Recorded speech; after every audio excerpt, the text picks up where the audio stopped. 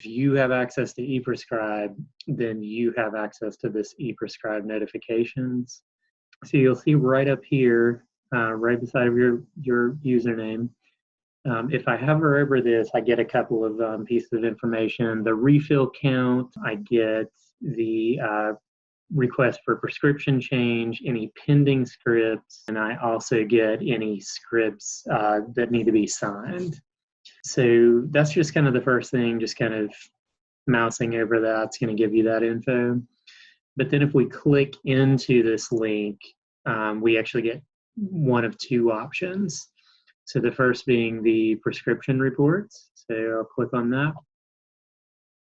So the prescriptions reports, that's going to allow you to see any pending prescriptions for all patients in the practice. So now, with any of those pending scripts where they've already been queued up within the client record, you can actually go ahead and do that for all of the clients right here. So one option you do have, you can filter by provider, right? So the default is to show all providers, but if I wanted to filter down to just an individual prescriber or doctor or physician, I could do that right here and then hit search. I can filter down to a specific patient if I wanted to, right? So I could say Charlie Brown, find that individual, hit search, and of course that filters just to Charlie.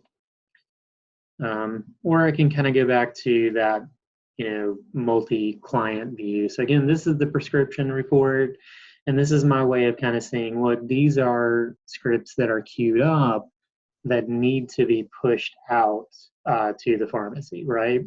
And so the final step in doing that process is to enter in your script password, which has been assigned already. Hit send, and that's going to send that script to the appropriate pharmacies. So that's the first thing, again, is just kind of this prescription report. That's also reflected right here in this count, right, to requiring signature.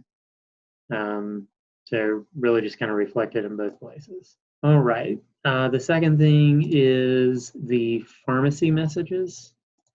So this will be any messages that come back into OnTarget from a particular pharmacy.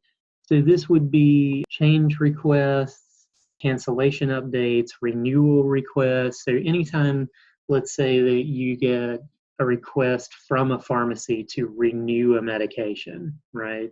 This is a script that medication that somebody's been taking for a while. They've called into the pharmacy. Pharmacy pushes this information back out to us, and it comes right back into OnTarget. So you'll see in this view, we just don't have any messages being in this test database, but this also can be filtered by provider, right? So if I wanted to filter just to my messages as AIM provider, I could filter to my messages, and this would show all message types. But again, there are three main message types that'll show up in here. Change request, again, that's pharmacy generated. That's going to come right from them to say, look, they were on this medication and there's been a request to change to a different medication, right? So given that information, I would then go back into the client record and make any of the necessary changes. The other, of course, would be cancellation, if the medication has been canceled. And then I had already mentioned this one, the renewal request. So you can filter to those specific messages. So that's really the majority of the ePrescribe Notification Center.